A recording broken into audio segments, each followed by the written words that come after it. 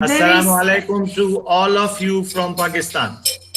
Oh, wa alaikum assalam. All of our members are waiting for your webinar about 2 weeks, and it's honor to please you today at this webinar to all Kyrgyz members. Jazakumullahu khair. It is my honor as well, but as you know, the last week I had fever, so I was not able to even speak properly. Yes. So that's why I request my sorry to all of you. And I'm really sorry that you have waited for long for this session. Айжа, молодец, сразу начнете переводить. Все. Ассаламу алейкум, все слушатели, вам говорят салам из Пакистана. И я знаю, что вы все ждали, но последнюю неделю у меня был жар, я приболела, и поэтому я даже не мог говорить. So we translated your presentation to Russian, and our translator will translate all of your presentation. Okay, we could start because we are recording. Okay. So I have my presentation in English, so I will use mine, and then you can change the accordingly. You can change it accordingly, right? Yes. I will translate after you speak. Okay. Okay. Вот у него есть презентация, он будет говорить на русском языке, и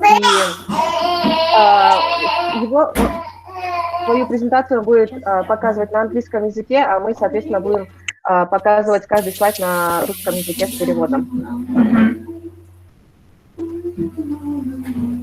Все, тогда начнем.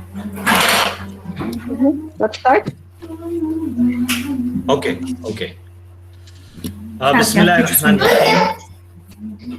Alhamdulillah Rabbil Alameen wa salatu wa salamu ala sayyidil anbiya'i wal mursaleen nabiyyina Muhammad wa ala alihi wa ashabihi ajma'in. Today my topic is to present you the halal traceability system and critical ingredients in food industry. This is actually my topic, and let me introduce myself to you. My name is Muftий Юсуф А.Р. Right now, I'm the CEO of one organization, which is Sanha Halal Associates Private Limited, Pakistan. My profession is actually I'm a halal expert and Mufti, Alhamdulillah. Right now, I'm also Vice Chairman of Pakistan National Standard Committee for Halal. This is small enough introduction of mine. So, sister, if you can translate till there about my subject and about my introduction, then I will go to the outline. Окей. Сегодняшняя моя тема – это принципы проверки халал-стандарта и критические ингредиенты в пищевой промышленности. И расскажу немного о себе. Его зовут Муфтий Юсуф А.Р, и он является генеральным директором ассоциации, халал-ассоциации Пакистана под названием Санха, и является халал-экспертом.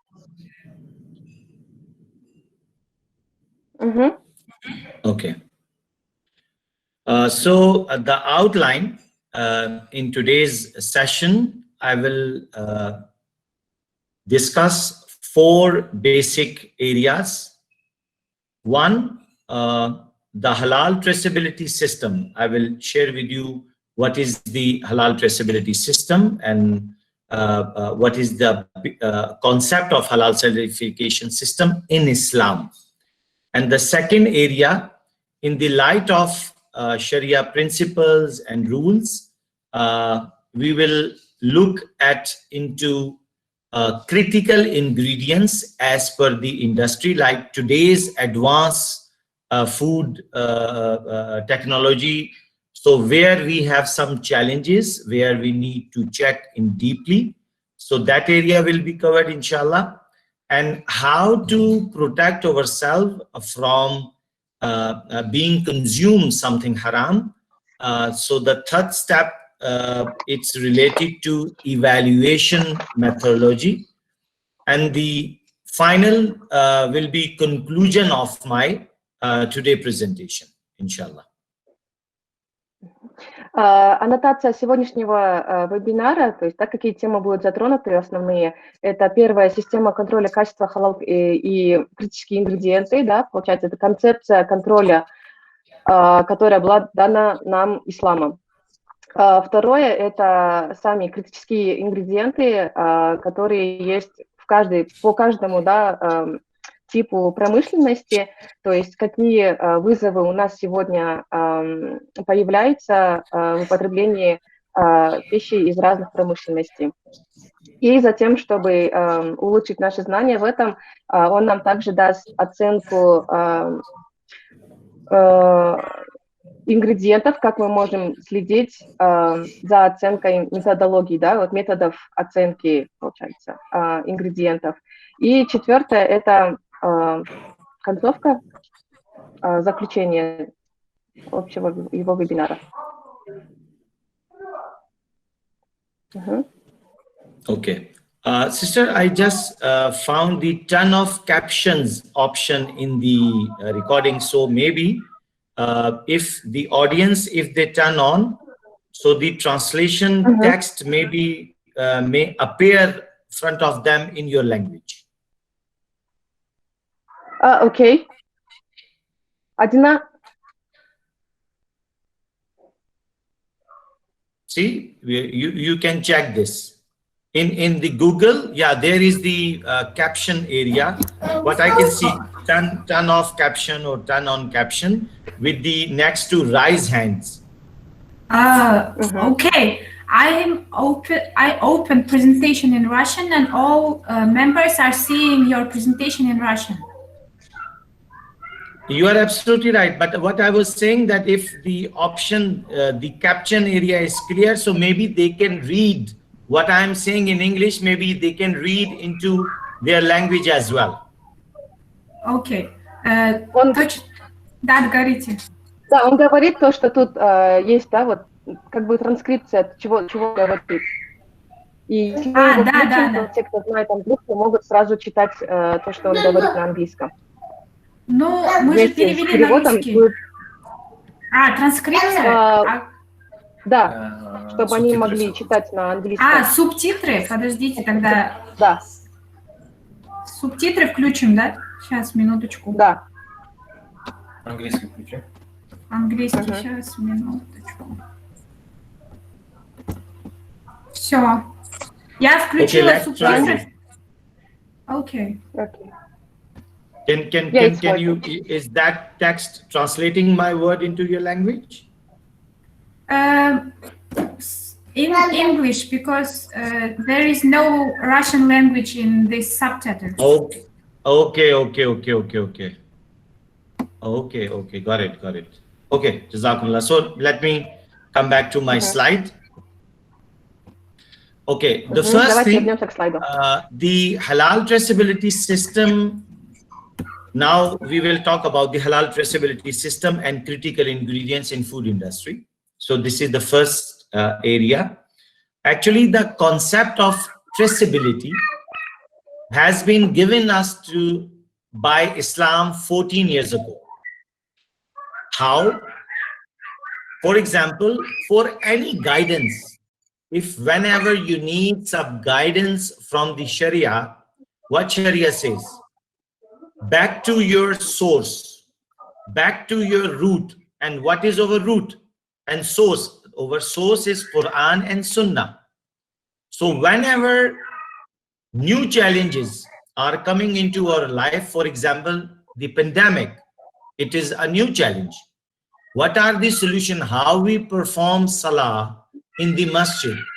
Is that permissible for us to make some space in between two people? So what ulama does, they went back to Quran, Sunnah, Ijma, the Sahaba time, and they make conclusion, and which is called Qiyas. So that is the first example of traceability system what Sharia introduced us. Yes, sister, please. Если говорить о принципах проверки халал-стандарта, да, и мы изначально будем затрагивать концепцию контроля, которая вообще дана была нам исламом, которая дана была нам шариатом аж 1400 лет назад, потому что в любой ситуации в исламе говорится: проверяйте и идите к источникам ресурса, да, самому первому. А у нас это шариат, это у нас Коран и Сунна.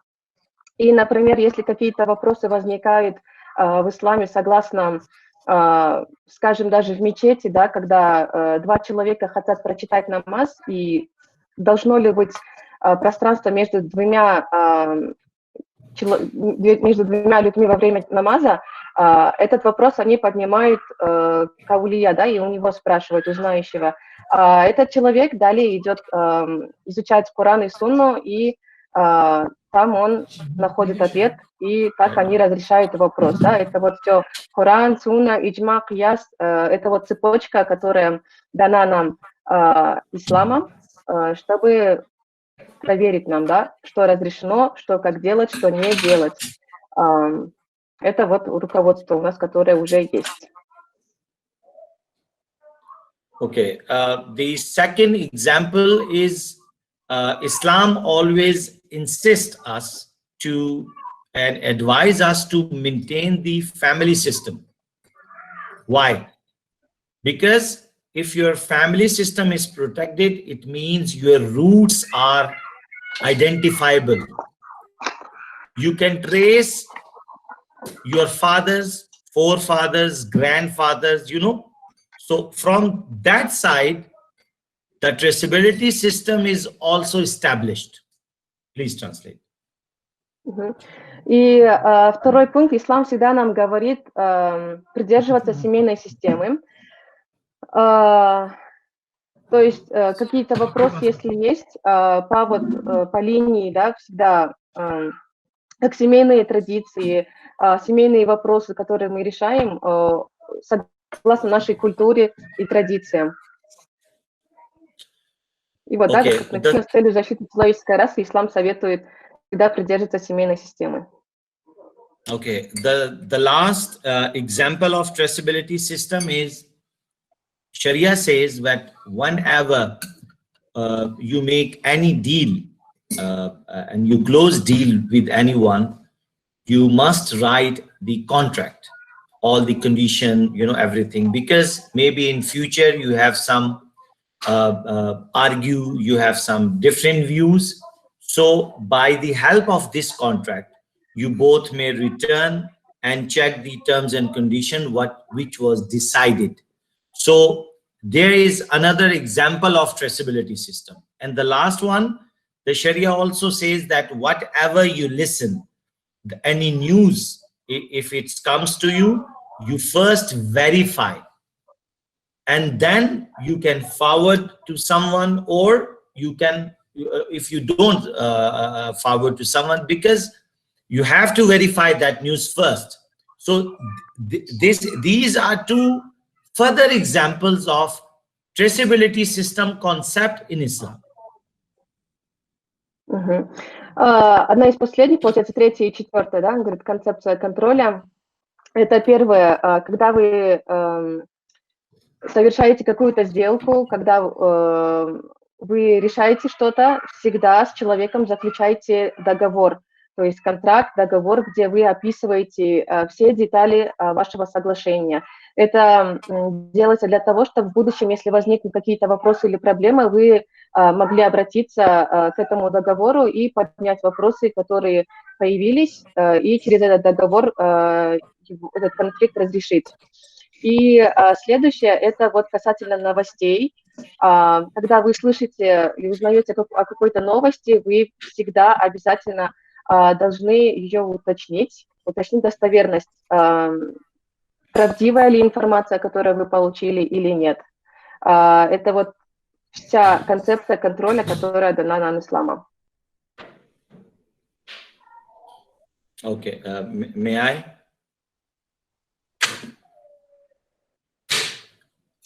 Okay, so the one thing, the first area is covered, and now we will talk and we will see the types of food, because we are going to describe the source actually. So Sharia actually divides food into three basic types. One is plant, second is mineral, and third is animal. So in the whole world, whatever we eat, its source will be from plant or minerals or animal. There is nothing fourth area from where we can find some food for us. Please. Касательно уже еды, так, шариат вот разделяет продукты на три основные категории. Это растения, это минералы и животные. Больше нету никакого другого ресурса, источника, который мы бы употребляли в пищу, кроме этих трех. То есть любую еду, которую мы употребляем в пищу, они обязательно состоят либо из растений, либо из минералов, либо из животного происхождения. Okay. So you just keep in mind three types we have: plant, mineral, and animals. So now we have to know what is the order of Sharia, what is the hukum of Sharia for the plants, for the minerals, for the animals. So first two, plants and minerals, by themselves, they are halal. Please. Запомните, да, вот эти три источника – это растения, минералы и животные. И сейчас мы далее будем говорить уже об этих трех ингредиентах, об этих трех источниках уже еды и разбирать их. То есть, что нам шариат говорит касательно этих источников еды. Если брать первые два, это растения и минералы, они сами по себе уже считаются халал-продуктами. Okay. And the third thing is animals. Before knowing the status or hukum of Sharia, we have to understand the animals actually are divided into two types. One is aquatic animals, which lives inside of the sea, and the second is land animals, what we can see around over us. And the second thing, if we focus on land animals, there are further categories. For example, category 1, which have flowing blood. For example, sheep, cow, chicken, that kind of animals. The second thing, that there is blood, but not flowing blood. And the third one is there is no blood at all, but these are animals. So according to Sharia, some of them are halal, some of them are non-halal or haram, or some of them are even, they fall into doubtful category. And those animals which are halal, there is another condition by the Sharia that it should be slaughtered as per Sharia guideline. So then you can consume. So the conclusion of animals is there is two types of animals, aquatic and land animal have three types, and halal animals, which are from land, they are not enough to consume But there's another condition that those animals must be slaughtered as per the Sharia. So then you can consume them. So these are the basic information about the animals. Please. Самая основная информация по пункту, да, животных, это то, что животные делятся на два типа. Это морские животные, водные, да, то, что обитают в морях, океанах. И второе, это сухопутные животные, которые мы видим на суше, да, вокруг нас. И если брать сухопутных животных, то эти сухопутные животные, они далее делятся на три типа. Как вот в презентации указано, это те, у кого течет кровь, это вот баран, корова и другие животные. Второе, это те, у кого кровь есть, но она не течет. И третье, это те, у которых крови нет вообще. И получается, животные эти вот, да, делятся, сухопутные делятся уже на халал и на харам, которые запретные и разрешенные. И если брать разрешенные животные, то очень важно и очень важный пункт это, чтобы это животное должно быть забито согласно шариату перед употреблением в пищу. То есть если животное, да, которое считается разрешенным, но оно было убито не по шариату, оно уже считается харам. И это вот основные пункты по животным. Yes, sister. So now we learn that there are three types of food sources, and now we are going to learn the basic principles of haram, which are 5. The mean is, if the following 5 things comes, or that the 5 status appears with anything, so that thing would be haram automatically. So these are actually 5 conditions. There were 3 sources of food, and now we are going to share 5 basic principles which could make anything, even halal thing, could be haram if the following is related with them. So you just translate, then I will discuss one by one. Okay. Вот мы обсудили то, что основные источники пищи являются, да, вот 3, это растения, минералы и животные. И далее следует, да, вот по этим 3 источникам уже разновидность еды получается. И мы сейчас разберем 5 основных принципов, которые делают эту еду запретной. Их 5 всего, и мы сейчас каждый пункт разберем. Но если это одно из 5 пунктов вы найдете в какой-то еде, даже если эта еда была разрешенная, то вот эти вот 5 пунктов, они сразу делают эту еду запрещенной, запретной. То есть даже если она была халал, и туда добавили, или там как-то появилось, да, вот одно из этих 5 пунктов, то эта еда уже автоматически считается харам. Okay. Okay, the first thing is najasa. And in English, they call it impurity. For example, pork by itself, it's najis. Blood itself is najis. Dead animals, which call al-maita, is najis. Wine itself is najis.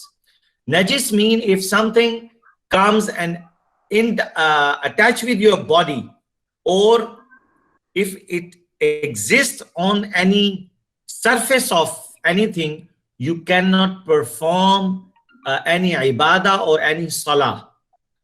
So that is actually najasa. So the najasa, if okay, so you just translate the najasa thing, then I will go further. Первое – это наджаса, как он сказал. Это на русском переводится как что-то нечистое, да, грязное. И, например, если брать вот этот список, то вот свинина, она у нас считается уже, да, нечистой пищей.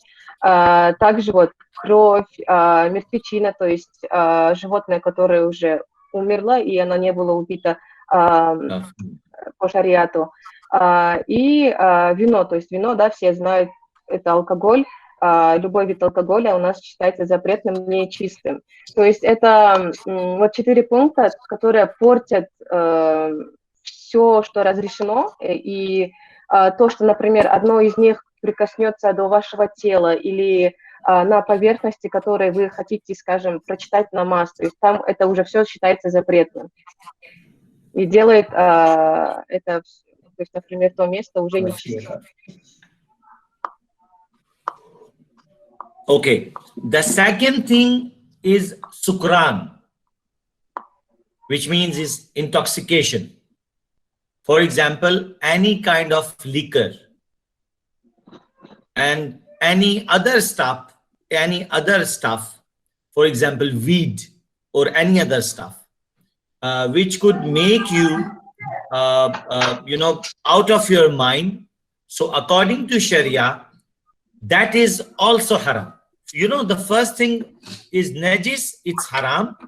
And the second thing is sukran. It is also haram. Please. Второе – это сукран. Мы здесь перевели как опьянение, да, это вот любая вещь, которая может помутнить ваш разум и привести к интоксикации, к опьянению, да. Это не только алкоголь, как он здесь говорит, это любой тип алкоголя, мы все знаем, что он, да, опьяняет нас.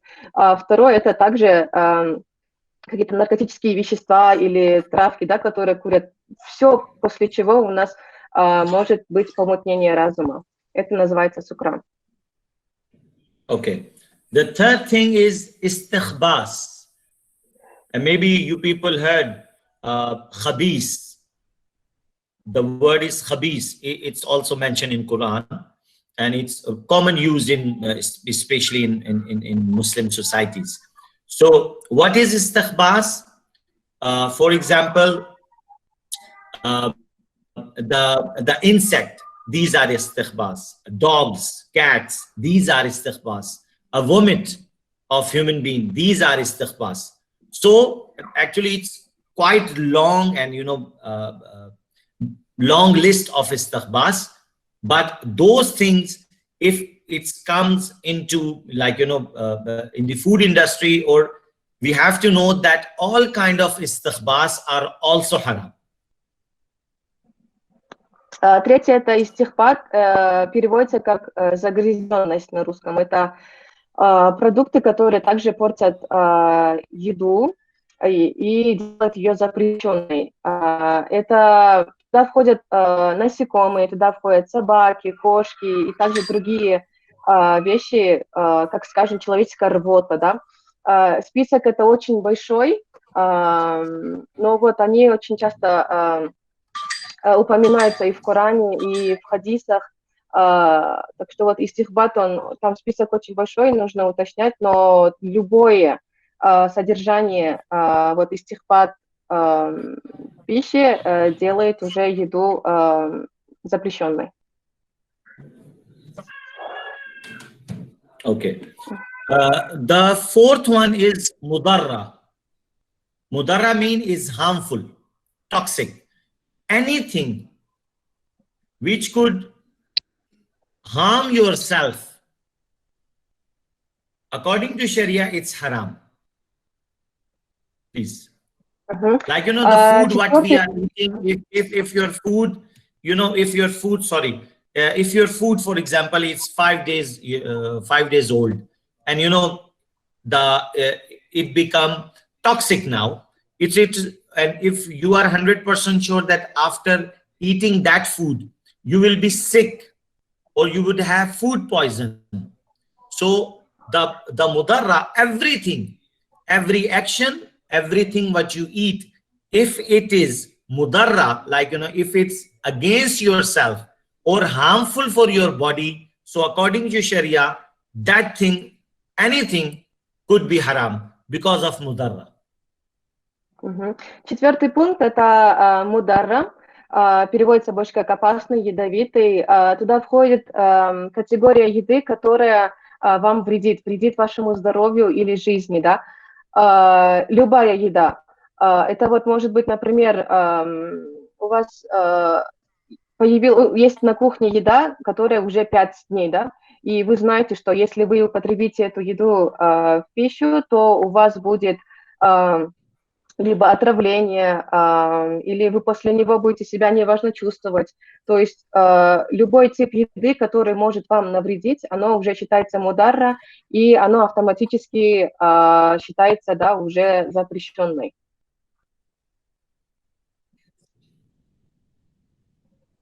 Okay. And the last thing is karama.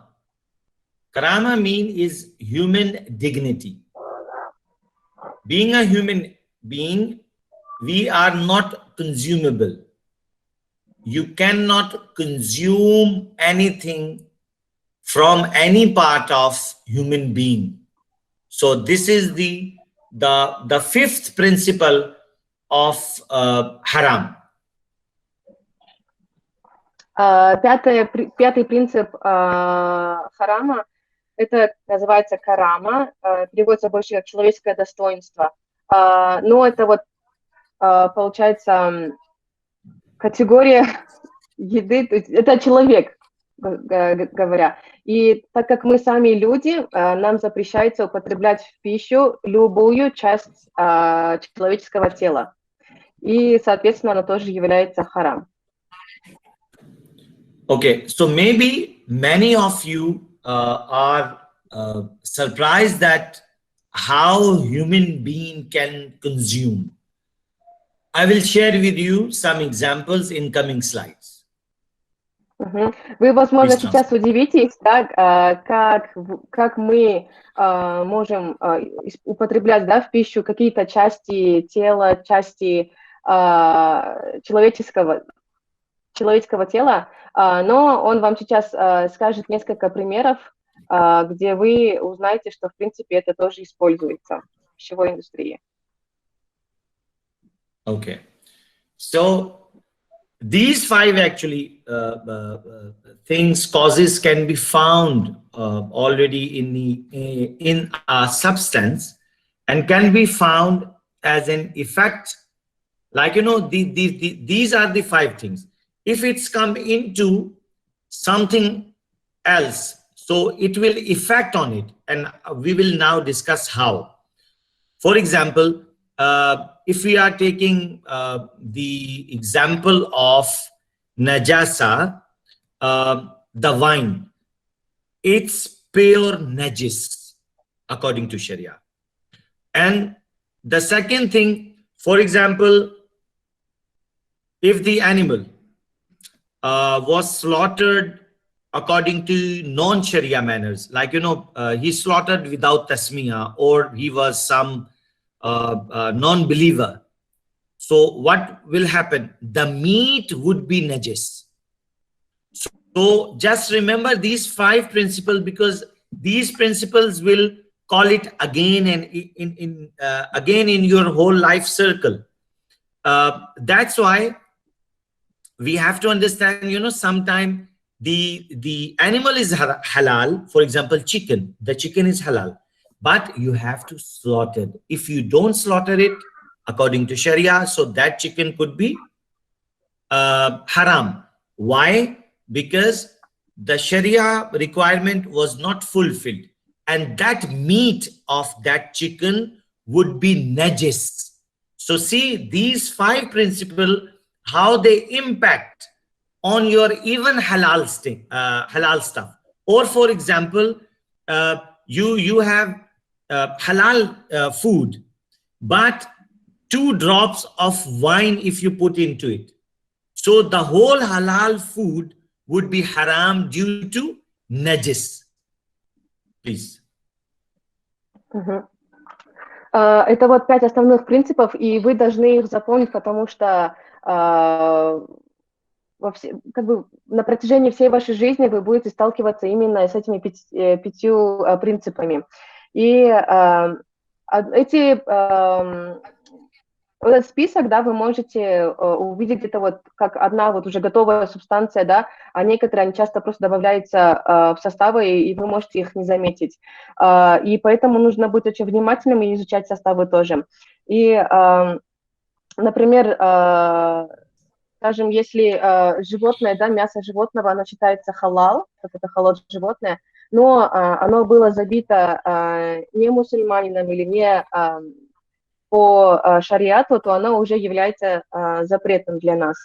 Или вот, скажем, даже курица, мясо курицы для нас считается разрешенным, но, опять же, если оно было забито не по шариату, оно для нас считается запретным. То есть даже при употреблении халал-продуктов мы должны очень внимательно к этому относиться, потому что даже халал-продукты могут для нас из-за вот этих 5 пунктов стать харам-продуктами. Например, вот вы приготовили еду, она для вас халал считалась, но туда, скажем, случайно, да, добавили 2 капли, да, всего лишь 2 капли спирта или алкоголя, да, какой-то, то вся еда уже для вас считается харамом. То есть вы должны всегда следить за тем, чтобы еда, она всегда соответствовала правилам шариата. Okay. So, just this summary, what we learn, there are 3 sources of food and 5 principles. Now we are going to learn another last principle of, you know, whenever you are checking the ingredients actually. So this is the last area what you have to learn and understand, and then in the light of those principles we will explore the ingredients, inshallah. Это последний принцип, да, вот мы изучили 3 источника еды и 5 принципов харам, по которым мы можем проверять. И теперь он расскажет нам еще один пункт, после которого мы сможем уже сами разбирать ингредиенты, составы и уже дальше изучать этот вопрос. Okay. Okay. So we have to know the type of ingredients first. First is there are only 2 types of ingredient. One is non-compound, a single raw material, and the second is compound. Okay.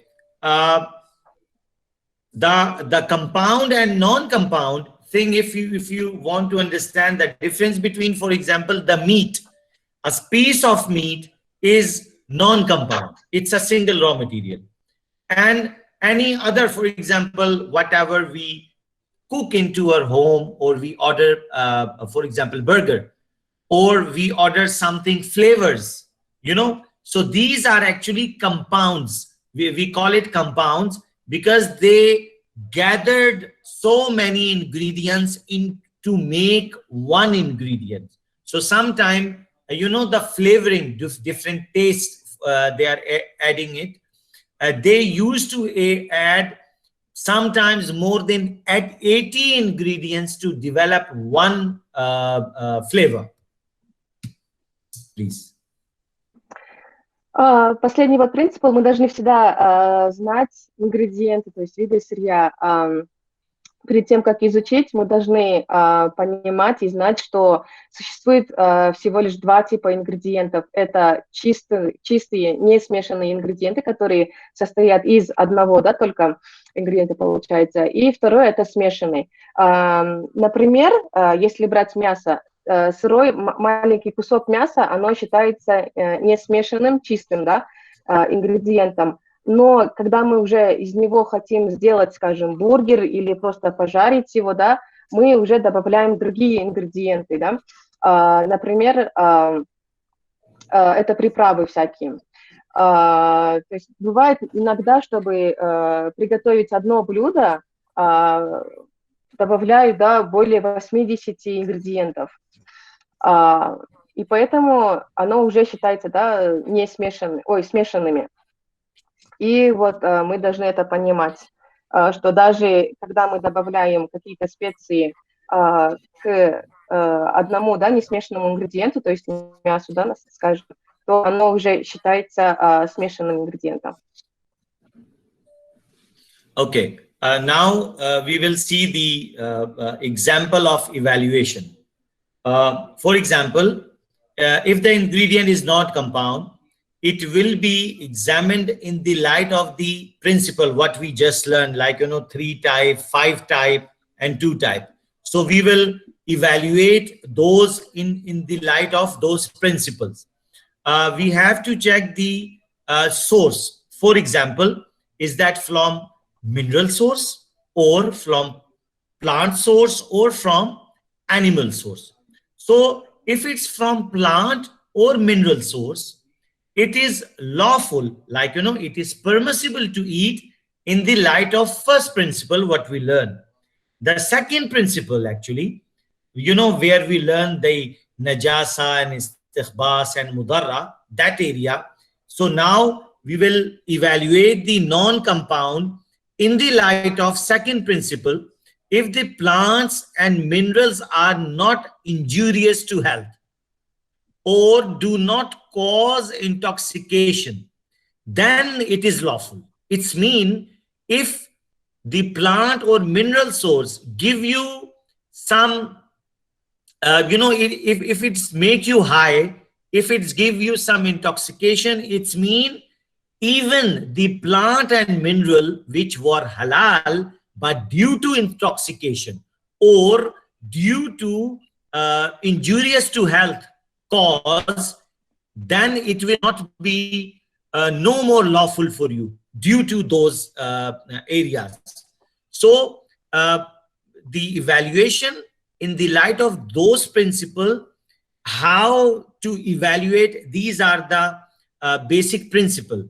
And for example, if the non-compound is animal source, then we will see the type of animal, is that slaughtered or not, slaughtered by Muslim or who is tasmiyah was recited. So the every step we need to verify in the light of the above principles what we just learned. Давайте разберем сначала несмешанный состав. То есть если брать несмешанный состав, то мы будем его проверять по вышеизложенным принципам, которые мы уже сказали. Да, это вот первые 3 принципа, потом затем следующие 5 принципов. И мы просто будем проверять их по очереди, да, по этим принципам. То есть если этот единичный продукт, он состоит, да, из растений или минералов, то мы проверяем, да, вот оно халал или не халал. То есть если даже растения и минералы являются халал, то мы должны проверять то есть последующим, да, уже принципам, то есть не вредят ли они нашему здоровью, не опьяняют ли они нас. То есть если это все разрешается, то мы уже дальше смотрим на остальные принципы. То есть первые и вторые, вот, которые мы прошли, 3 и 5. И следующее, если этот состав из животного происхождения, то мы обратно же по 5-му, да, пункту смотрим, как это животное было забито, мусульманин ли его забил, все ли было выполнено по шариату, да, дозволено ли это животное было. И, то есть, любой ингредиент, который мы берем не смешанный, мы просто проверяем в соответствии с этим принципом, которыми он дал нам выше. Okay, so this is actually the traceability system of Sharia through which the lawfulness unlawfulness or doubtfulness of any ingredients, any ingredient, you know, whatever we are usually buying from the market. So we usually evaluate them, and it can make it easy, be examined and determined, or further research can be done. But these are the basic principles, and now we will start looking at the impact of those principles in today's modern ingredient list as per their industry-wise, actually.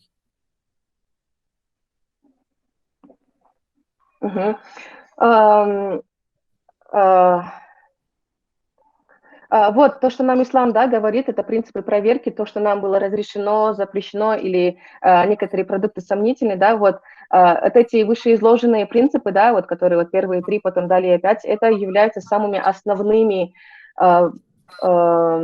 принципами проверки, да, является ли еда халал или не халал. И всегда, даже если когда мы идем в маркет, да, за продуктами, мы всегда должны изучить состав и, то есть, пройти по всем этим пунктам вышеизложенным и уже дальше делать выбор, да. Также уже дальше мы уже изучим, как мы можем прочитывать, да, узнавать состав продуктов в современном мире уже по каждому производству. Okay, so now we will check the bakery industry first. Please translate. Ага, для начала мы сначала так возьмем хлебобулочную промышленность. Okay. For example, they are using baking fats. So that could be from pig. They call it lard, L-A-R-D. If you search, so you will find further details. So the baking fat is, it could be from lard. And if you remember the principle of najasa, so pig is also najis. So that's why it is haram. For example, the fortification agents, the vitamins, if it's derived from animal source, then you have to check is that animal was halal animal or it was slaughtered properly or not. So this is the area of our concern. Baking additives, Dove conditioner, this is the L-cysteine. If you remember, we just learned the karama. So what is L-cysteine? They actually drive the L-cysteine from the human hair, and it could be used in the bakery industries. And you know, the purpose of L-cysteine is to give to extend your product life, actually. You know, in previous days we used to buy bread every day, and end of the day that bread was not useful. We have to throw out or give to our animals. But right now our bread has 3-day life, 5-day life. How they increase that life? So the additives which helps to increase the life of your bread, one of it, I'm not saying the whole world is doing that, but there is concern that one of is they call it L-cysteine. If you change your the slide, so you may find some pictures what actually these are related to the concerns what I am sharing with you. You can show to them.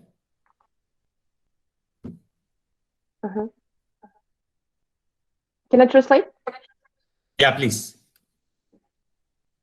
Если брать хлебопекарную, да, индустрию, то, во-первых, самый такой опасный ингредиент, это считается Масло – это жиры, которые добавляются в приготовлении хлебобулочных изделий, и в основном это жиры получают из сала. Сало очень широко используется в хлебопекарной, да, промышленности, и, соответственно, сало берется из свиньи, что является уже харамом, да, то есть свинья у нас является наджаса, то, что считается нечистым, и поэтому мы должны следить за видом жира. Даже если это жир будет другого животного, то мы тоже должны смотреть, халал ли это животное было и как оно было забито. И второе – это обогатительные средства, то есть когда добавляются всякие витамины в хлебобулочные изделия, да, они часто тоже добывают эти витамины из животных, возможно, из свинины, возможно, из других. И поэтому мы тоже должны следить за этим. То есть если это будет из свинины или, опять же, забитого животного, не по шариату забитого животного, то это изделие уже считается для нас запретным. И третий пункт – это хлебопекарные добавки. Это вот часто используют усилители теста. Вот он, в частности, говорит про L-цистеин, да, то, что еще говорится, вот Е920, его зачастую добывают из птичьих перьев или же чаще всего из человеческих волос. Это вот тот пункт карама, о котором мы говорили выше, то есть ресурс берется из человеческого тела. То есть вот в таких случаях, например, L-цистеин берется из человеческого тела, то есть из волос, и поэтому считается харамом.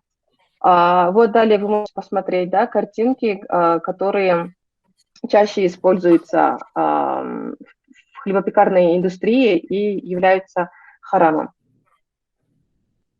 Okay, if you see the eggs, if you go back, yeah, the eggs one, it is the common use, and we don't consider it if something is haram or not, because, you know, we believe that the eggs always halal, but there is a najis area. You know, if you can see the picture, the feces of the chicks, if you found that on the surface of egg, it could be haram due to najasa. And if you sometime you cook, you make omelette of your egg, you break it and you will find red dot in it. So that is blood, and blood is also najasa. So now just, you know, sync the principles with those products, and then you will realize that how halal important is and how haram could affect on us. And for example, there is another, the brushes they use for they use during the making of baking industry, different stuff. They use those brushes. So the hair of brush could be from pig source, and pig is also najis. So these are concern areas in bakery industry as well. So especially for those people who make breads and this stuff in home, they have to check their brushes, are these synthetic or the natural hair one. Please translate. Если мы вот посмотрим яйца, да, вот на картинке, яйца у нас как бы автоматически, да, считаются халал-продуктом, но это не всегда так. Например, если вы видите, что яйцо, оно грязное, то ее нужно обязательно промыть и почистить, потому что, опять же, это остатки фекалий, остатки грязи, оно делает яйцо запретным, нечистым. Поэтому перед употреблением его обязательно нужно почистить тоже. Или если вы дома готовили и увидели на яйце, вот, то есть внутри, да, на желтке уже маленькое красное пятно, это уже говорит о том, что оно запретное, потому что это красное пятно является кровью, да, уже. И поэтому наличие этой капли крови уже делает яйцо запретным. Следующий пункт, то, что вот часто используется в хлебобулочной промышленности, это наметочные кисти. Это кисти, которые, да, очень часто используются во время готовки разного вида там булочек и других, да, вот хлебобулочных изделий. Почему оно считается тоже запретным? Потому что, то есть не запретным, а сомнительным, потому что вот эта щетина, которая находится на кисти, она зачастую берется из, опять же, животного происхождения, да, это щетина животных. И в основном чаще всего используют щетину именно свиньи. Поэтому, когда вы употребляете наметочные кисти у себя на кухне, вы должны быть уверены, что эти кисти, они сделаны из синтетики, да, это не натуральная щетина. Если натуральная щетина, то просто испортит ваше изделие уже и сделает ее запретным. Okay. Can you change this slide? Just 2 slides, the another one. No, the forward one. One more. Yes, just hold here. Okay. If we, like, you know, the dairy industry, the baking is finished. Now let's see the dairy industry. This is the piece of cheese. What is Sharia concern? Developed during the making of cheese, they use enzymes. And that enzyme could be from animal. And if the animal was halal and slaughtered, then that enzyme is halal, and then the cheese is halal. But if the animal was not slaughtered properly, so it's mean the enzyme was not halal. So your cheese is not halal due to that one. And for example, if you know the small kid, infant, like 1 month or 2 month old babies, they always drink some milk and they throw it out with the some a kind of yogurt. How it changes very fast due to that specific enzyme, which human being also has, and the animal one they also have. So what they do, they usually slaughter the cow baby actually, and then they extract those enzymes from its stomach, and they utilize for the as an enzyme for the making of cheese. If we see the yogurt, I don't know in your country how you people maintain, but in Pakistan we have 2 options. One is yogurt is available in the open market. The people made yogurt at home. And the second thing, they are making yogurt at the factory, the box one. So they add gelatin to preserve, to stabilize the yogurt into a packet actually. And the gelatin is coming from the animal bone or from the skin, from the collagen actually.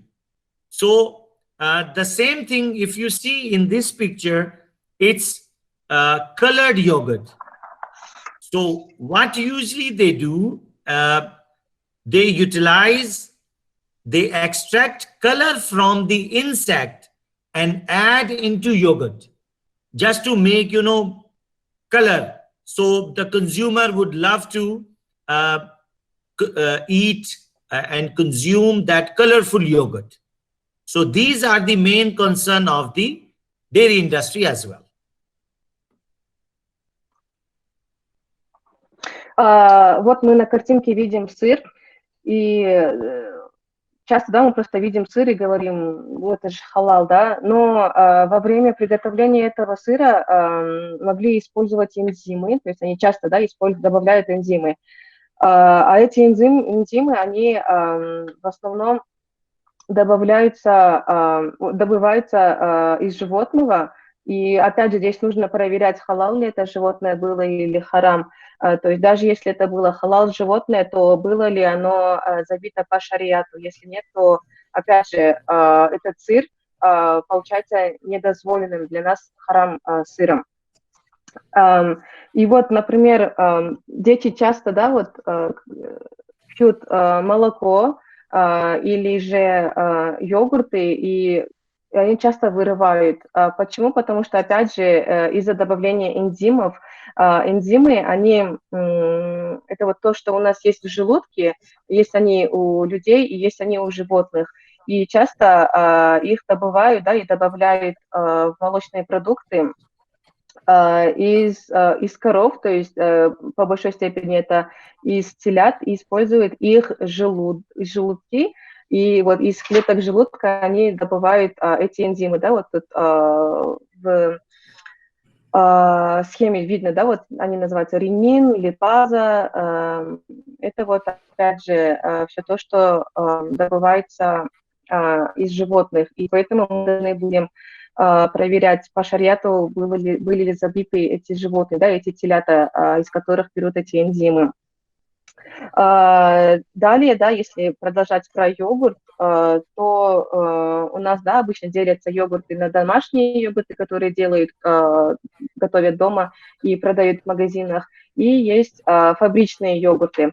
Фабричные йогурты очень часто добавляют желатин, это, да, вот стабилизатор, и этот желатин обычно добывают либо из кости, либо из шкуры животных.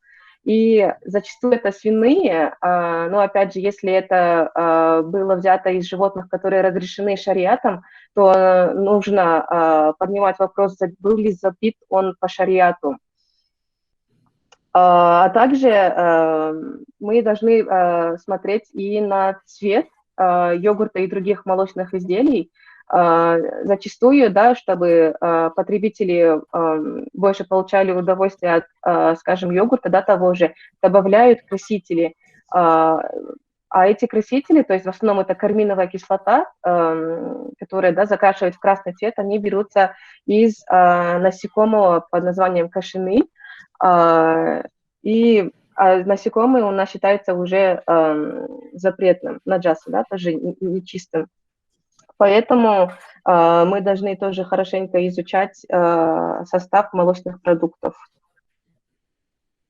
Okay, can you change the slide, another picture, please? Yeah, this one. Thank you. Okay, if we check the snacks industry, you know, we love to have snacks, chips, different and with the different flavors. Actually, the concern area is they usually use cheese powder. You know, we just saw a cheese. So the concern about the cheese is the same with the cheese powder. The second thing is whey powder. The whey powder is byproduct of cheese powder. You know, this is the third. The first was the animal enzyme, then they make cheese, then they make cheese powder. And during that process, what overleft, you know, the water, they made whey powder from it. So if the animal was halal and slaughtered, see, the cheese powder and the whey powder all are halal. But if the top area was haram, so it impact on till the whey powder.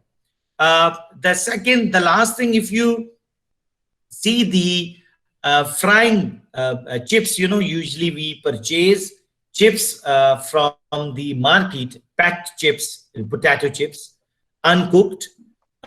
But maybe you will find they will tell you that within 3 minutes your chips will be ready. How? Because, you know, usually if we fry at home, maybe it takes 5 minutes. But how they are claiming? You know why they are claiming? Because they pre-fry actually, or they have fried it at their facilities. what is the concern area? What type of oil, what we call it fatty acid, what type of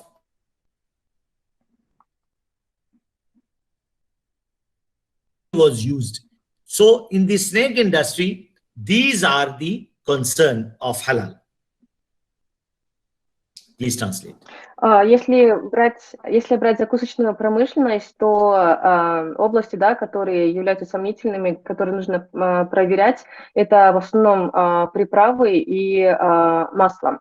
Вот, например, вторая картинка, да, вот желтая, это сырный порошок. Сырный порошок, это вот как мы говорили уже о сыре, да, то есть как этот сыр был изготовлен, было ли, да, с добавлением энзимов, да, которые были ли они халал животные, были ли они забиты, да, по шариату.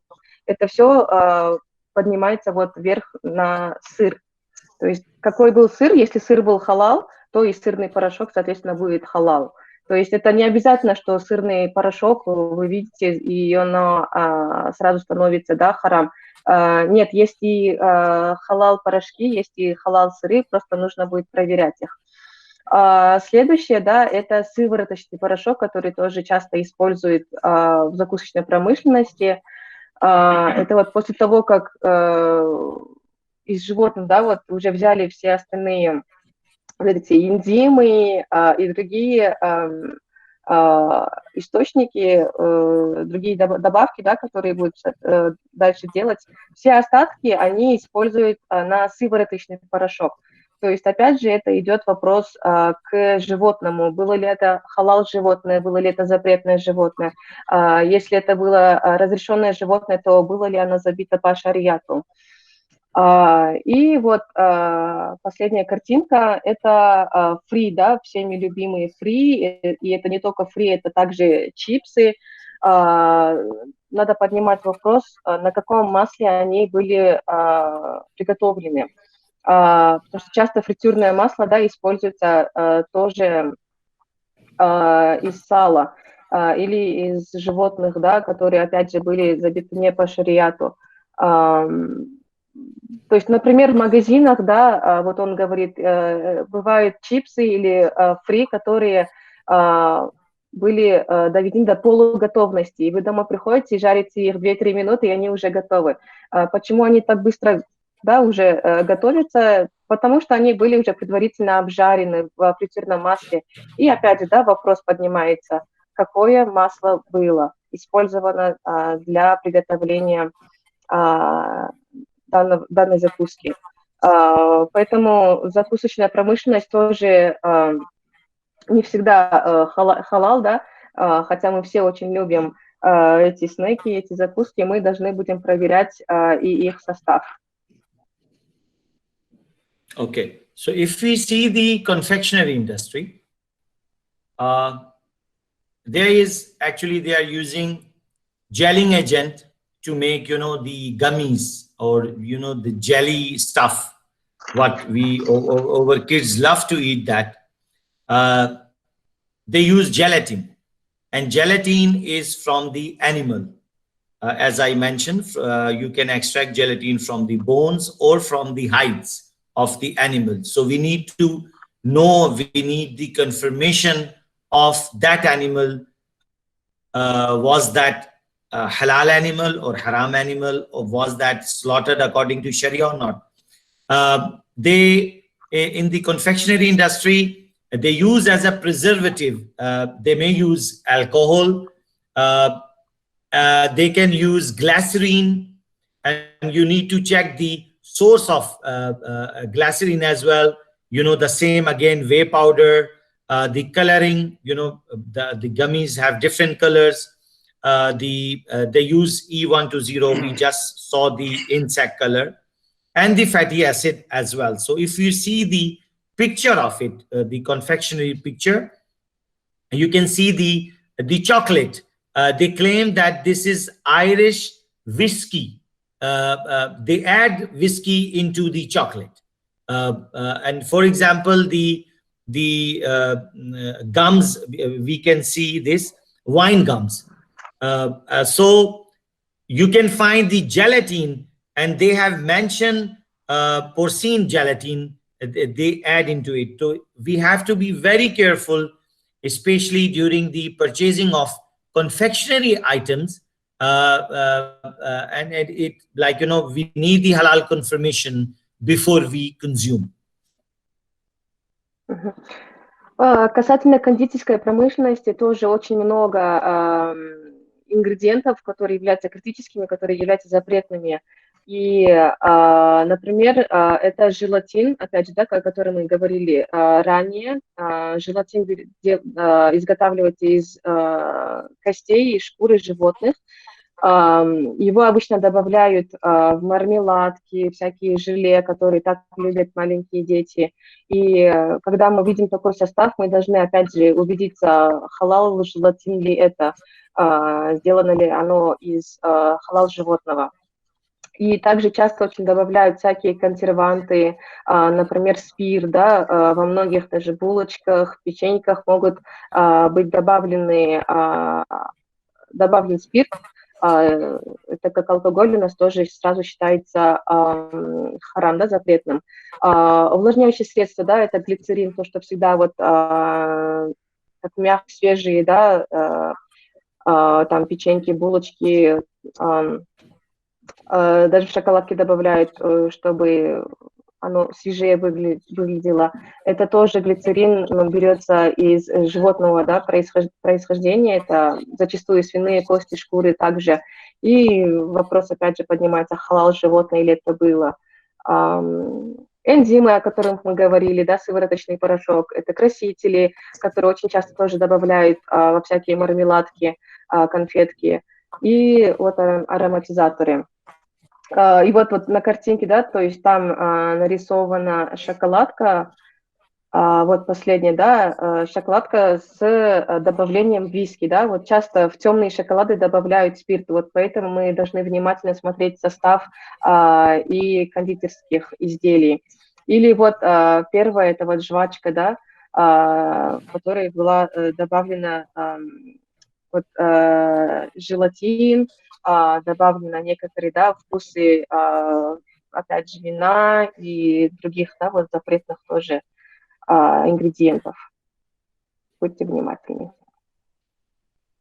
Okay, if we see the beverage industry, you know, the different drinks, juices we are consuming, they have the same challenges. And as we mentioned that there are three basic sources, so you will find everything is coming into the modern industry, like, you know, in the beverage industry, for example, if you click on the pictures, I will just give you the example that, you know, the apple juice, what we made at home, that apple juice is not very crystal. You will find the, you know, the small pieces and of apples inside of it. But if you see the industrial, you know, in the packet what we are purchasing from the market, it is very clean, very crystal.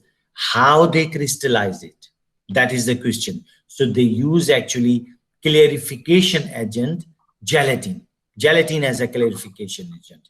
So if the gelatin was halal, so then your juice is halal. But if the gelatin was from the haram animal, so that contaminated with your halal juice, and then your juice could be haram. So even the amino acid you will find in different products.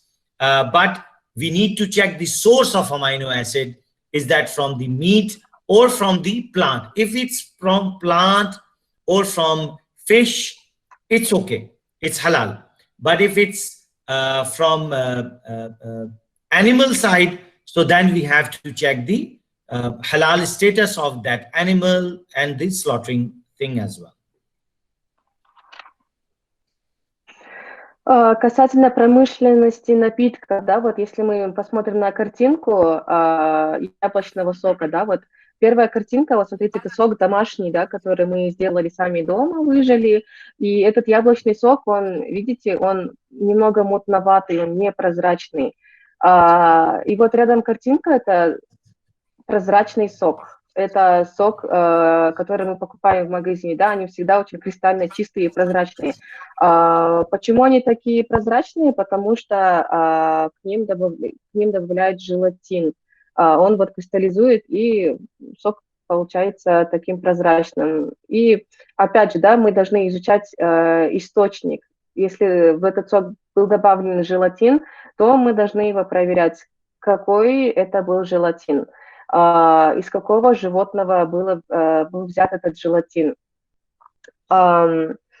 И также, да, вот проверяем по принципам, которые мы вначале вам давали. Касательно еще других источников, да, добавок, которые используют еще в напитках, это всякие кислоты.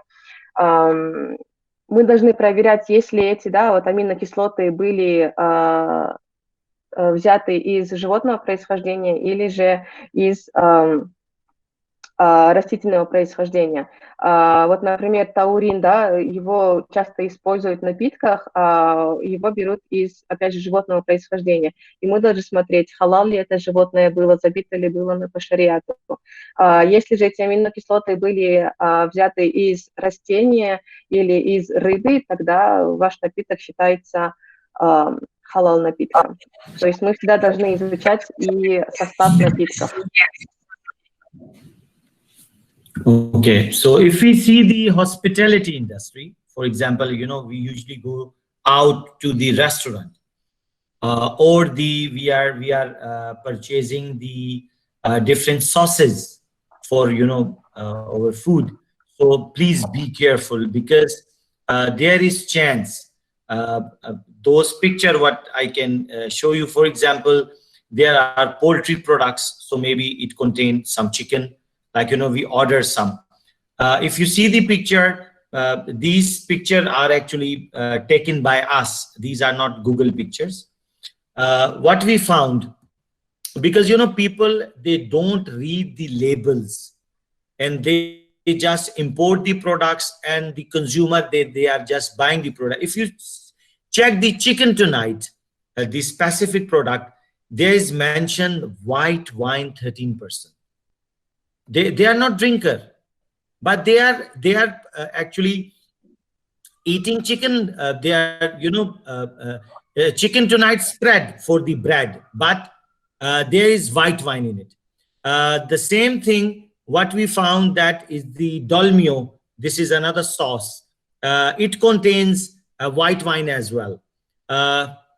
You know, different type of sauces. And if you see the you know, the grilled chicken he's making, but there is the same brush what he's pasting the you know, different stuff on it with the help of the animal source brush. So that industry is also have some, you know, critical areas actually, which needs to be focused and, you know, checked before we consume. So please try to be educate yourself by start reading labels, and the fundamental what you saw there. If something belongs to animal, or something belongs to wine, or that thing, so if we started reading labels from today, so inshallah we will be protected from the haram consumption. Следующее, да, вот он хочет сказать, что вот мы часто ходим, да, в рестораны, в кафе или покупаем готовые соусы. Будьте очень осторожны, потому что зачастую в соусах бывают ингредиенты запретные. Например, да, вот он показывает определенные соусы готовые, в которых добавлены были вина, алкоголь, да, спирт. Или вот вторая картинка, где вот на гриле жарят рыбу, то они используют кисть из животного происхождения, которая уже делает рыбу запретной, да, портит ее. Это вот фотографии, которые они делали сами, сами фотографировали, и поэтому он просит нас всегда быть осторожными и внимательно читать состав. Научите себя постоянно читать состав и изучать ингредиенты, что входит, что не входит. Потому что часто именно в соусы добавляют много консервантов, вот как спирт, алкоголь. Поэтому просто будьте внимательны при покупке готовых соусов и когда вы кушаете не у себя дома. Обращайте внимание на ингредиенты и на то, как ваше блюдо готовится. Okay. The last thing is related to packaging and printing industry. If you could see, you know, the plastic industry, actually it's, what do you call it? During the making of polymer, you know, the resin of polymer, and from which they will make plastic sheets and plastic bottles. So that resin, they have to add some slipping agent. It's not sleeping, it's slipping agent. It should be, you know, some kind of fat. They want it actually. The fat could be from animal or from the plant, or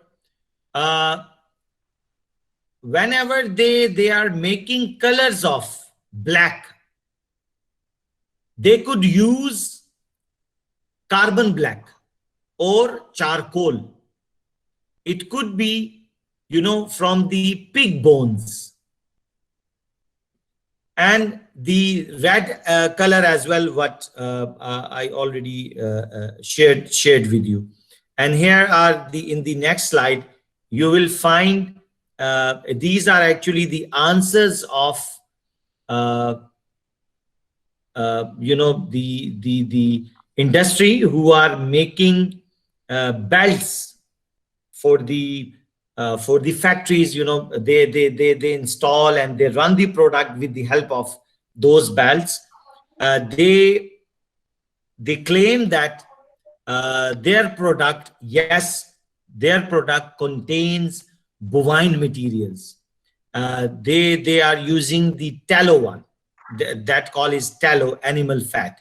So regarding the halal and haram, we have to check the packaging as well. So that's why in Pakistan even, we have many companies who are providing packaging. They are halal certified. Please. И последний пункт по проверке, да, это производство упаковки, да, и полиграфия.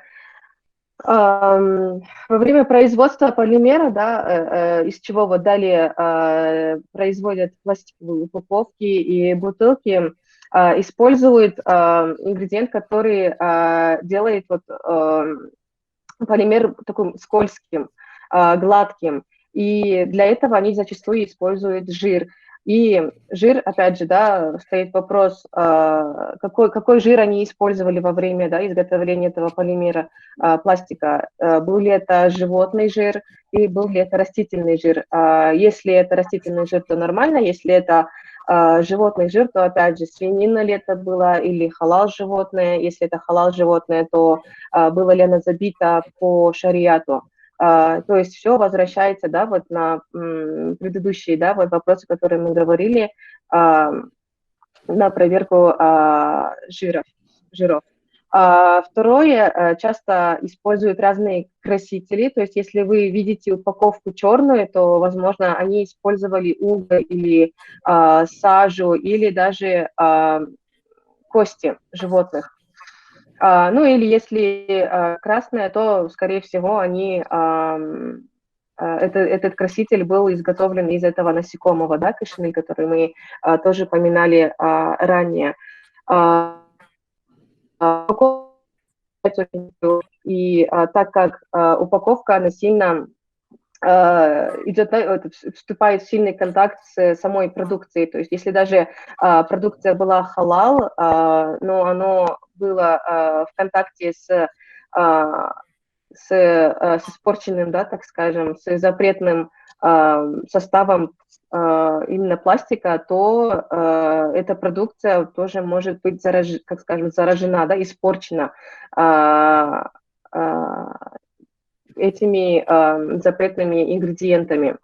И поэтому вот у них в Пакистане сейчас халал-сертификат получают даже производители упаковок, производители полиграфии и упаковочного, да, сырья в целом. Okay, can you play that video if you want to show them that how they extract color from it?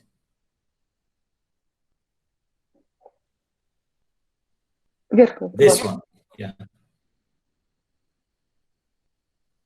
Сейчас покажут видео, как добывают этот кармин из насекомого кошины. Видео не показывает.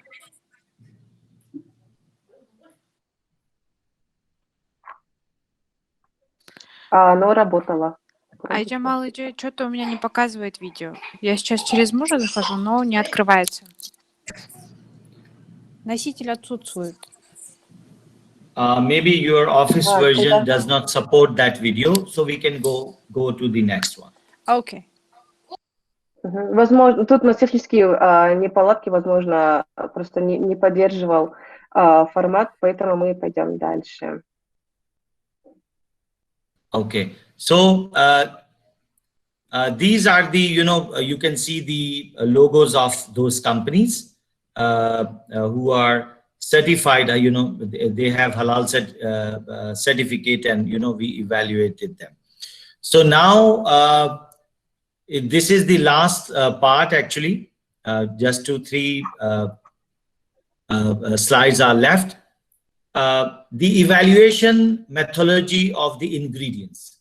This is right now, how we evaluate as a certification body, how we evaluate the coming raw materials. So we actually give them one Excel sheet, and we request them to mention raw material name, its supplier, supplier code, supplier contact detail, manufacturer, because the supplier, he purchased from the manufacturer and then he supplied to the industry, and manufacturer detail. They have to fill this sheet, and they usually submit to us. And then we started evaluation of those raw materials. And if the raw material is halal, so if you see the status area here, we mention that it is halal or it is approved. Or if we want something more, then we send them back and we ask further details. If you change the slide, during the evaluation, we ask for the halal certificate of that particular raw material. MSDS, this is a material data sheet, actually.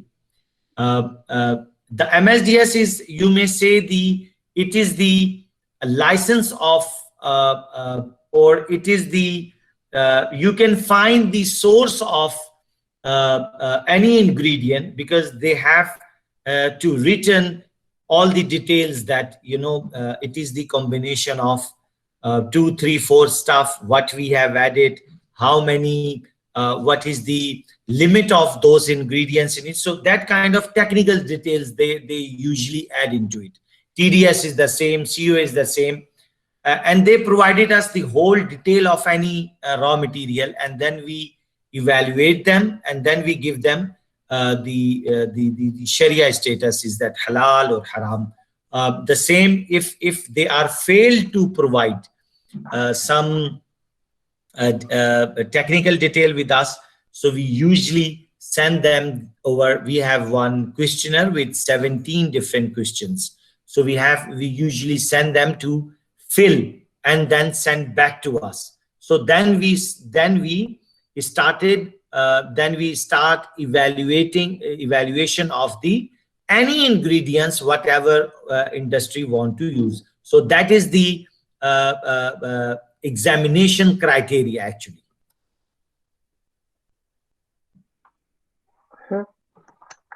Теперь в начале, да, было показано логотипы халал-компании, которые производят пластик.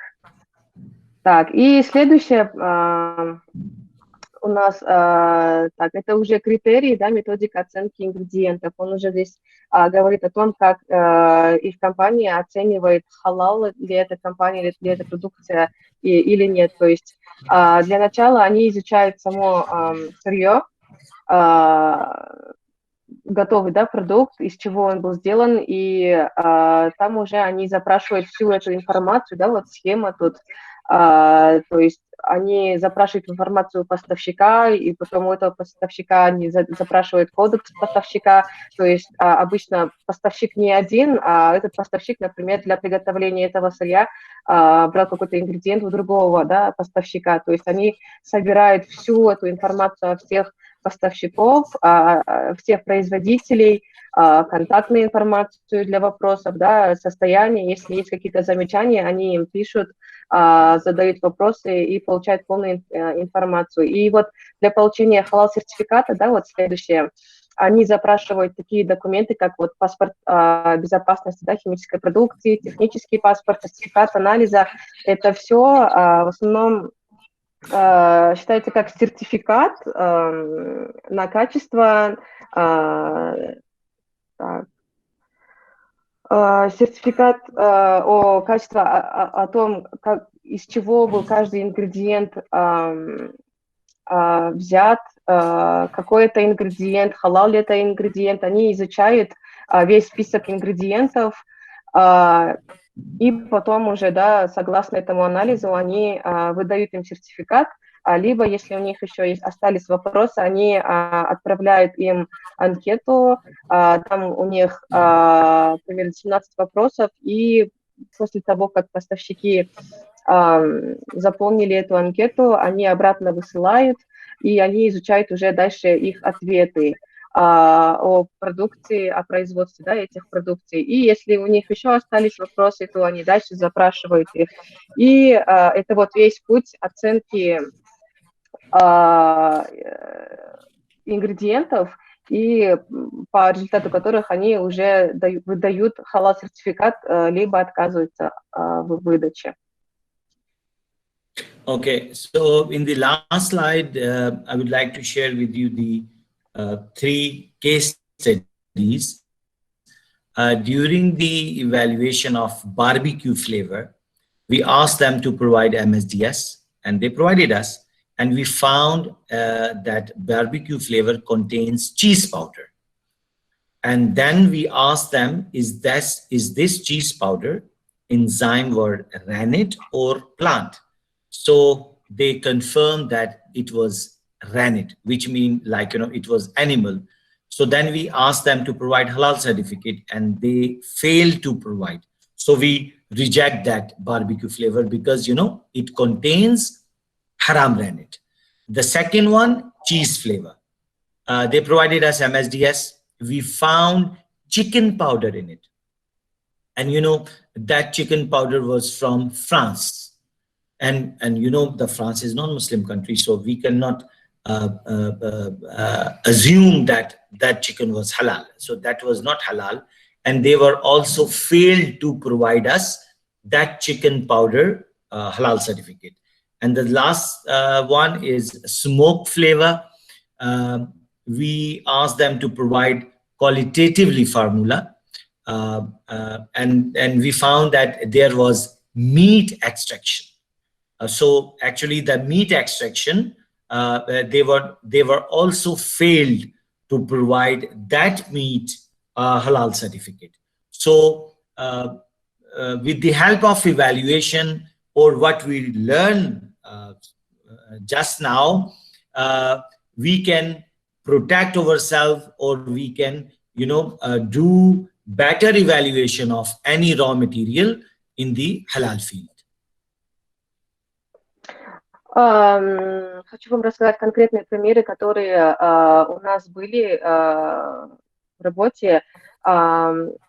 Первое, да, вот как мы проверяем и проводим методику оценки ингредиентов, это вот пример со вкусом барбекю, добавление вкуса барбекю. Мы запросили техпаспорт, анализ, и в результате анализа мы увидели в составе сырный порошок.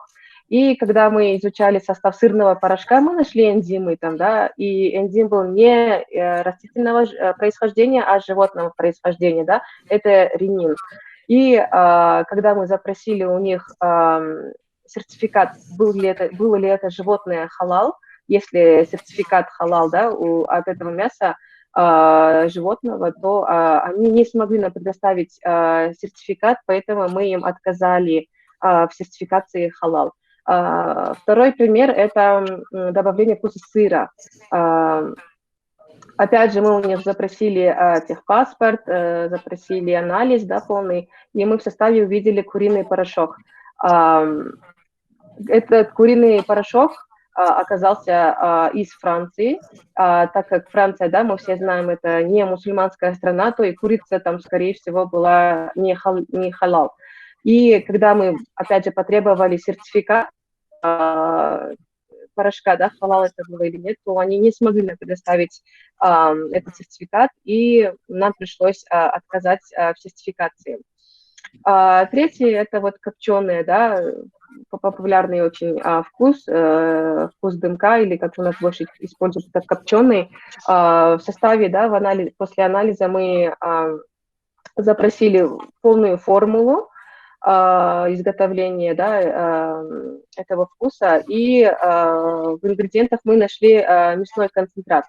И опять же, да, мы запросили у них халал-сертификат, было ли это взято из халал животного, и они не смогли нам предоставить этот сертификат, и мы снова же вынуждены были им отказать в сертификации. Поэтому, когда мы изучаем весь этот состав, ингредиенты, мы защищаем себя, и поэтому мы просим вас тоже быть внимательны в изучении составов.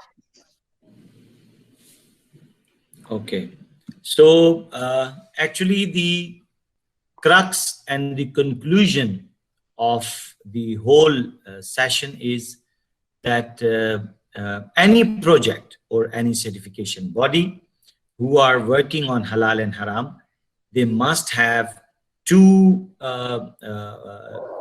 technicals with them. One is from the food science and one is from the Sharia sides. From the Sharia side, and they must work together. As you know that I'm not a food scientist. I don't have any chemistry background. I'm the Sharia person. But during the process of evaluation, we learn from the technical experts, the insight, and they learn from us from the Sharia side. So any organization or any project, they must have the combination of two experts. One is he must be from the technical side, and one is from the Sharia side. And if we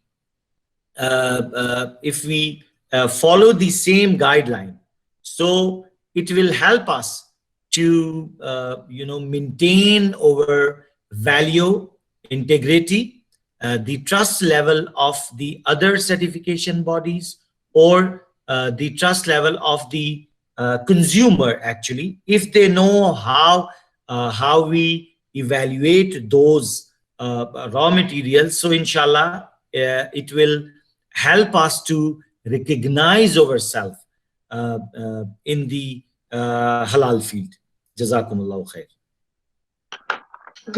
Ну и заключение, да, суть всей этой дискуссии заключается в том, что любая компания, любая организация, которая работает по халал-сертификации должны иметь два вида, да, специалистов. Это специалист по технической части, который больше занимается изучением продукта, да, и специалист по шариату, который изучает, соответственно, вопросы по исламу, по шариату. И очень важно, чтобы эти два специалиста работали вместе, сообща, потому что только так они смогут узнать, да, состав, изучить досконально состав и сказать, запрещенный это ингредиент или, да, сомнительный, или же разрешенный, да. И очень важно, чтобы у специалистов, да, этих были одинаковые интересы, да, к этим исследованиям, и было полное доверие друг к другу. И в результате только такого, да, доверия и такой работы они смогут принять решение, да, халал ли этот продукт или нет, выдаватель ли сертификат или нет. И поэтому мы, как потребители, тоже должны лучше изучать и читать, да, составы, ингредиенты, потому что таким образом мы тоже помогаем их работе и показываем, что мы ценим, да, их работу, и что эта сертификация очень важна. Спасибо всем большое. Всем ассаламу алейкум. Извините, мой ноутбук не работает, поэтому я выхожу с телефона. Теперь у нас сессия, к сожалению, вопрос-ответ на 15 минут всего, поэтому те, кто подняли руку, можете задавать свои вопросы, а Джамал-джи их переведет. Прошу вас давать вопросы по теме. Милана, давайте вы начнете. Я переведу, да, ему? So now we have the Q&A session. We only have 2 minutes, and those who want to ask their questions, they will raise their hand to type their questions in, and I will translate you. But we have only 15 minutes. Sure, inshallah. May I ask a question? Yes, please. Yes. Just would like to ask a question regarding the meat industry. As we know that some of the meat industry, they inject water to the cattle before they slaughter in order to increase the weight of meat. So the water might be from that clean source or might be contaminated. So if that, when you're checking it, we don't check the water, right? So if that water is injected in order to increase the weight of the meat, it will be affected to the halal or not halal of the meat. Yes, brother, you are absolutely right. There are two problems actually with the same practice. One is actually they are they are making fraud with the consumer. With the help of water, they are increasing the weight and gaining extra money. So this is the wrong thing. First, if they are halal certified, they are not allowed to do the same practice. One thing. The second thing, in the standard, we do have clause that the water must be clean and tahir, not contaminated, as we learn that the 5 principles. So there is a najasa thing as well. So if clean water is contaminated with any kind of najasa, E. coli or salmonella, that kind of stuff, so it could be haram, and that even your halal meat, which was slaughtered according to Sharia, and that animal was halal, but due to that contaminated water, that meat become haram. Because, 5 principle, one of najasa impacted on it. Okay. So they have to be careful about it, yeah. Okay, thank you very much. Я переведу вопрос и ответ. Вопрос был касательно мясной промышленности. Иногда производители мяса добавляют и закачивают воду. Можно микрофон выключить? Уважаемый Атабек, можете микрофон выключить сейчас? Уважаемый Атабек, уважаемый Атабек. Если ты один, то можешь его выключить. Да, все, давайте. Все, опять же, да, я заново начну. Вопрос был касательно мясной промышленности. Зачастую мясные производители добавляют, да, вкачивают, да, так сказать, в воду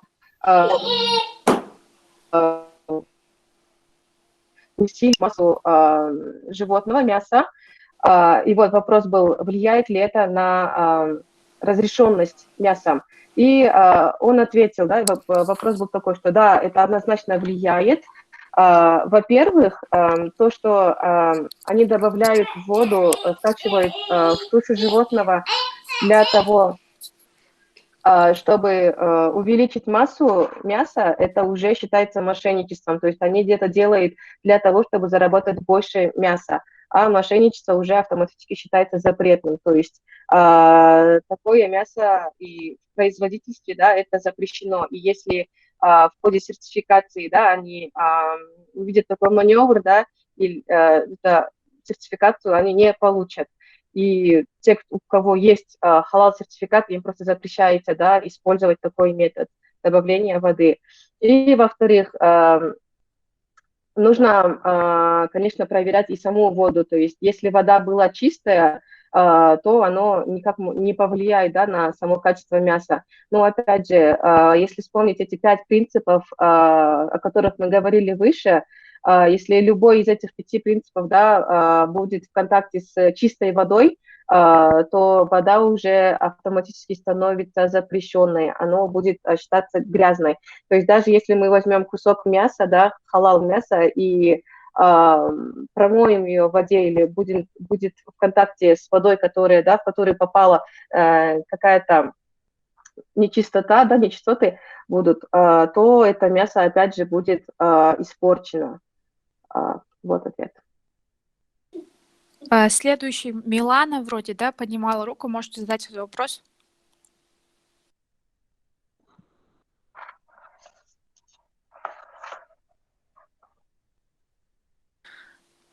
Пока еще задают, здесь в чате есть вопрос. Как вы смотрите на энергетические напитки?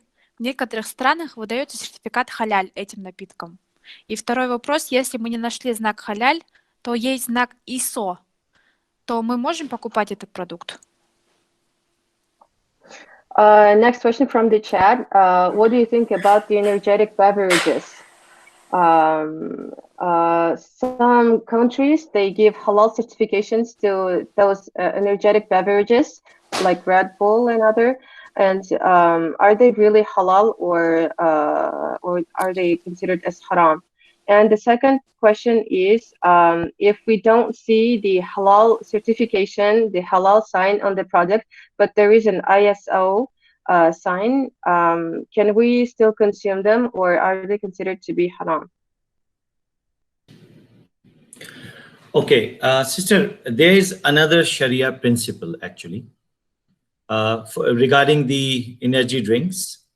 They usually add amino acid. So we need to check the, as I mentioned, we have to start reading labels at consumer level. If you find anything related to animals, so then you have to question. Otherwise, in generally, I may say maybe 90% of the formulation of energy drinks, they usually don't use animal source. Why? Because they want to sell to the globe, the whole world. And there are, you know, in billions vegetarian people. So they usually take care of them and they do not add any kind of animal.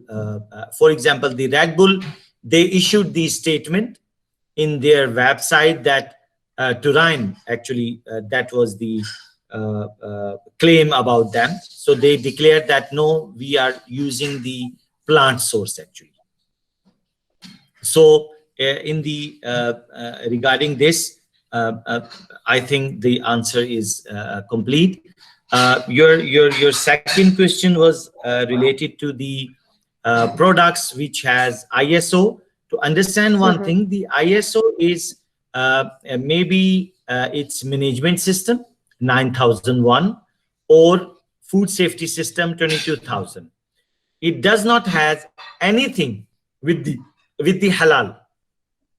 So you have to check what product you are consuming.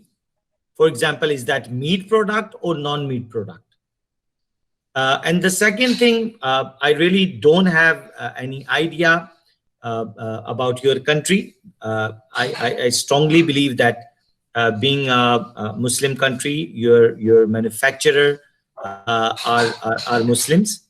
If your manufacturer is Muslim, so the Sharia order is to believe that whatever he's trying to feed me, it is halal. But that is the good way that if you have two choice, two are Muslim manufacturer, and the product, one is claiming with halal, certified with someone, and second is not claiming with halal. So yes, we can refer to the certified one because it giving us more, the assurance of halal actually. But if the product nature is, in journal, so you just start reading the labels, and if you cannot find any the animal sign, or maybe you would find the green sign on it, so you can assume that it is halal. But I really don't know what is the status of halal education and awareness in your country.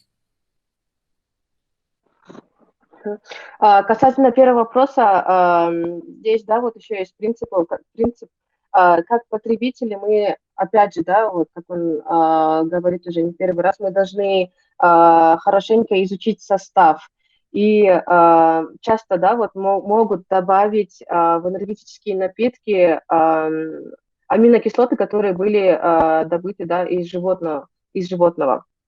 Но если в целом брать, то 90% производителей энергетических напитков, они не добавляют какие-то животные ингредиенты в свой состав, потому что как большая компания, они хотят быть проданы по всему миру, и так как по всему миру, да, также много очень вегетарианцев, веганов, они заботятся о них и заботятся о том, чтобы у них продажи были и для таких людей.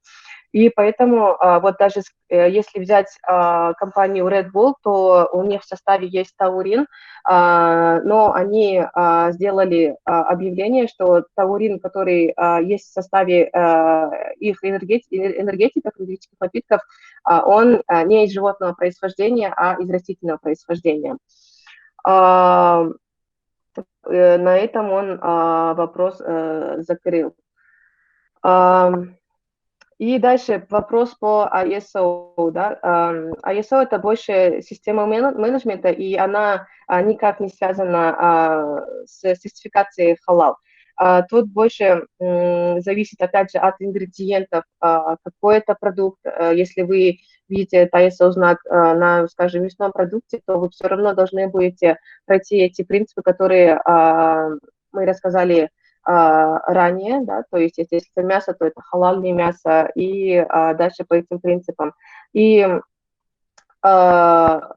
все зависит от страны, то есть как у нас производители больше, склонны ли наши производители, да, заботиться о том, чтобы был халал-сертификат, какая у них аудитория, да, потребители, какие больше мусульмане. Если мусульмане, то они будут стараться, да, производить свои продукты с халал-сертификацией.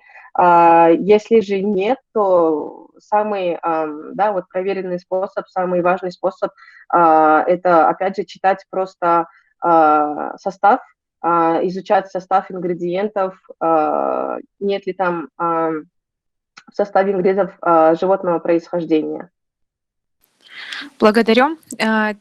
Здесь поднял руку Казахту Кейджи. Если у вас есть вопрос, вы можете задать. Наш переводчик переведет. Ассаламу алейкум ва рахматуллахи ва баракатух. Спасибо за очень хорошие, за очень полезные советы, что участникам и которые составил эту группу. Мне бы этот вопрос задать шейху. У нас вот птичья ферма, мы там разводим этих курей, перепелят, там яйцо всякое, да? И на что, ну вот, которые ингредиенты в кормах, на что надо этот, ну, откуда искать вот эти составы ингредиентов, да? Это первое. И второе, как мы можем связаться с этим, с шейхом Юсуфом, чтобы этот самое, ну, индивидуально взять ответы на наши интересующие вопросы. First of all, thank you all for the very informative webinar.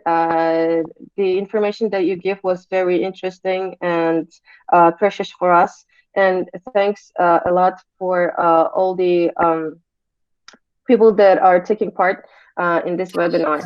The question is, the person has the farm, the bird farm, and they raise the chicken, and they produce like eggs. So the question is, how does the feeding system affect on the quality, the halal quality of the meat and the eggs? This is the first question, and the second one is, okay, can we have your contact information so that we can individually contact you for any further information and questions? Еще один вопрос можно? Okay, Jazakumullah,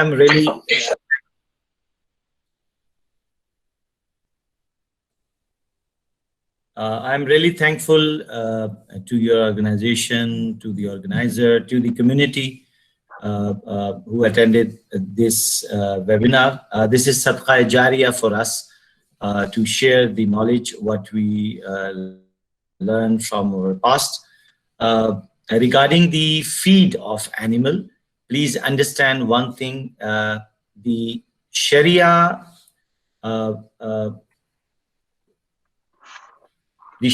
principles are, or Sharia address the human being as a human being or the jinn. Something is halal and haram for human being and jinn, not for the animal. Understand this rule. So you can see the chicken. Chicken eats everything. You know, it's going around and it eats insects, different stuff. So if the animal eats something by itself, so we don't have any concern, or the Sharia does not have any concern with it. Yes, being a human being, if we feed them, so this is compulsory and mandatory for us to feed them only halal, if we are feeding them. That's why in Pakistan halal standards, we put the condition that you cannot feed your animal with porcine. So that is the answer of feed. And the last thing, like, you know, if there is no further questions, I would like to, you know, attend another some session. Actually, I just reached my another city office. So the whole team actually, they are in waiting. So if we could, if there are no other questions, I would like to close the session. Jazakumullah. Вопрос, да, по тому, халал ли, то есть по корму птиц ваших, да, на ферме.